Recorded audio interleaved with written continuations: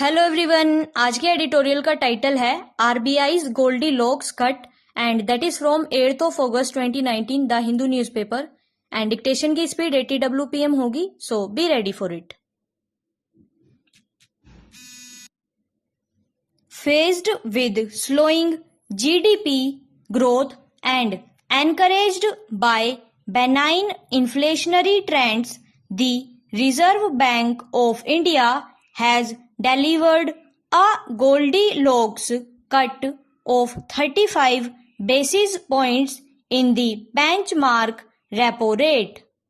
Though a rate cut was a foregone conclusion ahead of the monetary policy announcement, the expectations was of either a 25 or 50 basis points one.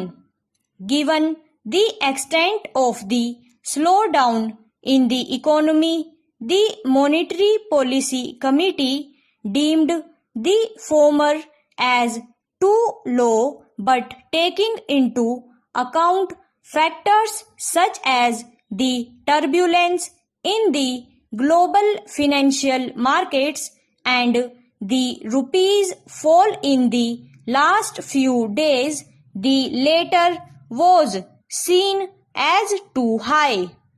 In the event, the MPC settled on a median and unconventional 35 basis point cut, which keeps the powder dry for further cuts this financial year.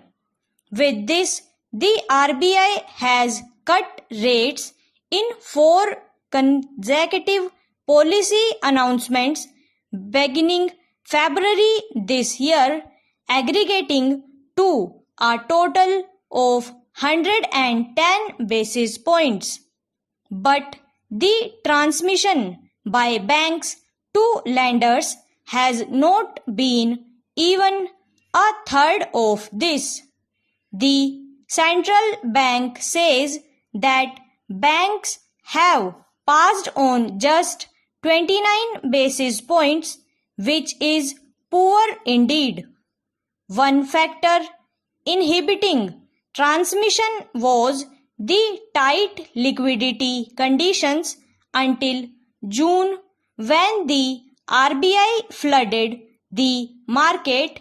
In fact, the last 2 months, the central bank has had to absorb excess liquidity floating around.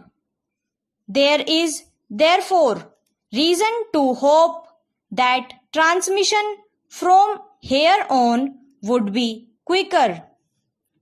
The repo rate at 5.40% is now at a 9-year low and is headed lower in the next few months and could well settle at 5% or very close to that by the time this rate cutting cycle plays out. Supporting this theory is the fact that inflation is projected to be benign for the next 1 year. Growth, on the other hand, is expected to be weak, and the MPC has revised downwards the projected GDP growth rate for this fiscal to 6.9% from 7% earlier, with downside risks. Even this appears optimistic given the current impulses in the economy, and it is very likely that GDP growth this fiscal will be closer to 6.5%.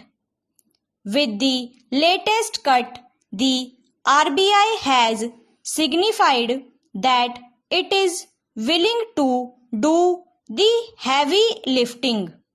But this alone will not suffice as cost of capital is just one aspect that determines investment.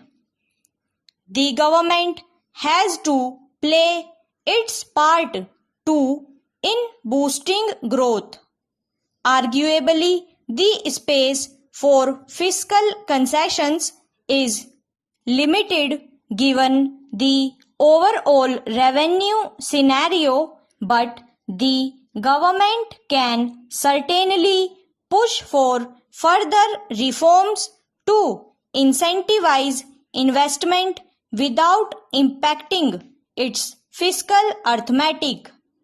The slowdown now is part cyclical, which can be addressed by a rate cut, and part structural, for which reforms are an absolute necessity. Therefore, unless the government responds with its own measures, the RBI's efforts to support growth may go in vain.